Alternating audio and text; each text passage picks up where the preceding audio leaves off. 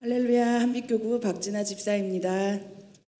저는 어린 시절 아빠가 생무공무원이셔서 비교적 풍족했던 유년 시절을 보냈습니다. 학구열이 높으셨던 부모님 덕분에 사립초등학교도 다니고 하고 싶은 공부는 전부 가르쳐 주셨습니다. 성장하면서 학업이 제게는 가장 중요한 부분이 되었고 저 또한 좋은 학교에 들어가기 위해 열심히 공부했습니다. 그렇게 해서 원하는 대학에 들어갔고 대학생 때 지금의 남편을 만났습니다. 그때는 눈도 안 작아 보이고 너무 멋있어 보였습니다. 그렇게 해서 남편을 만나면서 꿈꾸던 명문 가정이 있었습니다. 남편의 재력으로 아이를 공부시켜 명문대학 보내고 남들이 부러워하는 직업을 갖게 하는 것이 꿈이었습니다. 결혼 생활 몇 년 동안은 그런 명문 가정이 되어가는 것 같았습니다.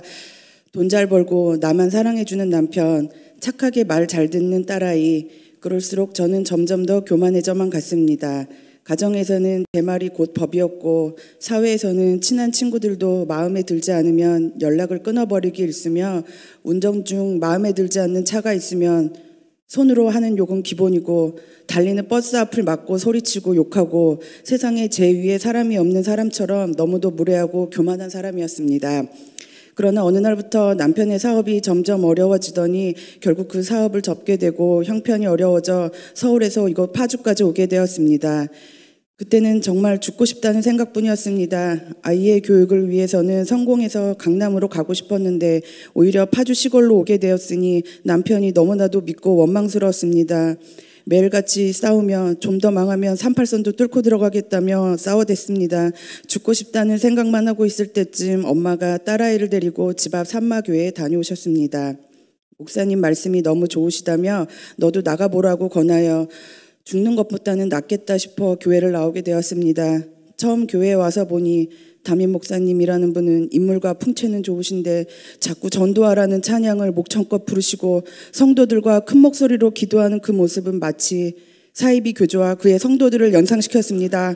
너무 놀라서 다시는 교회에 오지 말아야겠다는 다짐을 했지만 다음 주에도 그 다음 주에도 마치 무엇에 홀린 사람처럼 주일이면 성전에 나와서 예배를 들은 지가 벌써 5년이 되어 갑니다. 그러는 동안 저희 가정에도 많은 변화가 있었습니다.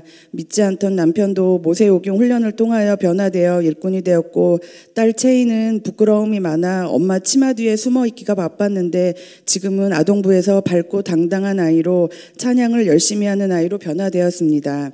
그러나 저의 교만한 마음이 하나님 자리에서 내려오는 훈련만은 정말 어려웠습니다.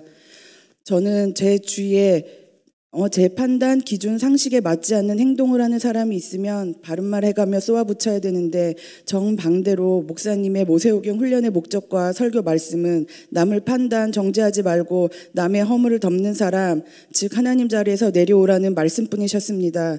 저는 출석한 지 5년이 되어가는 동안에도 목사님이 말씀하시는 인격의 복음화, 예수의 향기를 낸다는 것은 저에게는 다른 성도들이나 할 수 있는 전혀 마음에 와닿지 않는 목사님의 설교의 일부분 일 뿐이었습니다.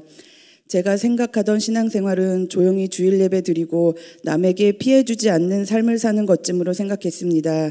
그러던 중 그런 생각이 매우 잘못된 것임을 깨닫게 되는 계기가 있었습니다.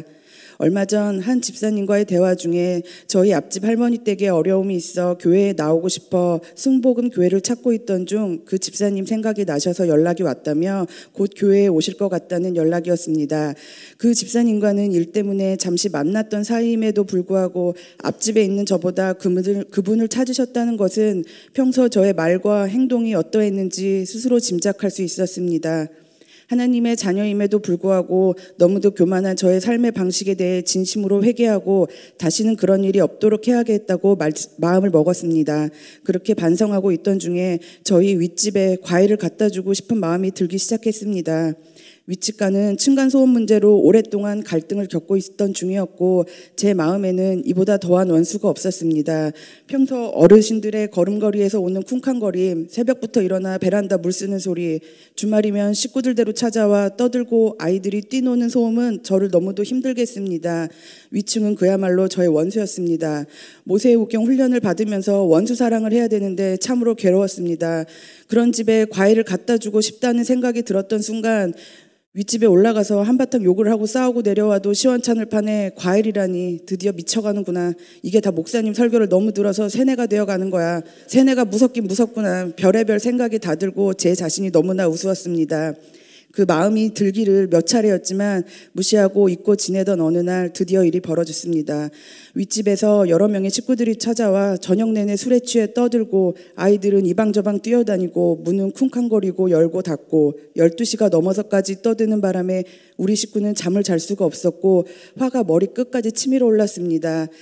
참다 못해 남편과 항의하러 올라갔더니 돌아오는 말은 더 가관이었습니다. 아이 안 키워봤느냐. 할 말 있으면 경찰을 불러라. 더 이상 올라오지 말라는 것이었습니다. 이래서 이웃 간에 살인사건이 나는구나 싶었습니다. 미안하다는 말은커녕 원망으로 돌아오는 현실이 너무 기가 막히고 억울했습니다. 쫓기듯 내려와 나는 남편에게 경찰에 당장 신고하자고 난리를 쳤습니다. 그러나 남편은 다음번에도 저러면 그때 해도 늦지 않는다며 말렸습니다. 정말이지 남의 편 같았습니다. 현관문에 붙어있는 산마 교패도 너무도 꼴보기 싫어 떼어버리고 싶었습니다. 저는 밤새도록 인터넷으로 층간소음 보복에 대해 검색하기 시작했습니다. 잠 한숨 못 자고 내린 결론은 3가지였습니다. 첫 번째, 썩은 생선 화장실 선풍기에 올려놓고 24시간 틀어대기. 두 번째, 고무망치로 윗집 때리기. 세 번째, 성능 좋은 스피커 구입해서 윗집 천장에 붙이고 헤비메탈 틀어놓기. 이렇게 결론을 내리고 행동할 생각을 하니 마음이 너무나 즐거워졌습니다. 그러던 중 평소에 친하게 지내던 집사님께 일련의 일들을 말씀드렸더니 하시는 말씀이 아마 과일을 갖다 주고픈 마음은 성령님의 마음이었을 것이다. 그러나 제 자신이 그러한 말씀을 듣고 행동할 수 있는 영적 근력이 붙지 않아 그런 것이니 다음에는 그런 마음이 들 때 바로 행하여 보라는 조언을 해주셨습니다.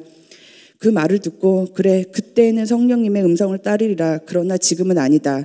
그렇게 마음에 다짐을 하고 홀가분한 마음으로 전화를 끊고 자려고 누웠는데 제가 감히 생각지도 못한 마음이 들기 시작했습니다. 행함이 없는 믿음은 믿음이 아니다.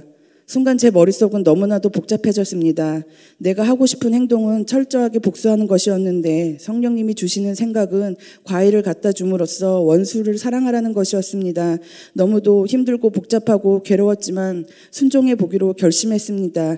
만약에 과일을 갖다 주었는데 윗집에서 다시 갖고 내려온다면 전부 끝장을 내버리고 다시는 이런 말씀에 순종하지 않겠노라 다짐에 다짐을 하며 과일 바구니에 쪽지를 써 내려갔습니다. 마음 상하게 해드려 죄송합니다. 과일은 저희의 마음이니 받아주시면 감사하겠습니다. 윗집 문 앞에 과일 바구니를 놓고 집에 내려와 미친 사람처럼 중얼거렸습니다.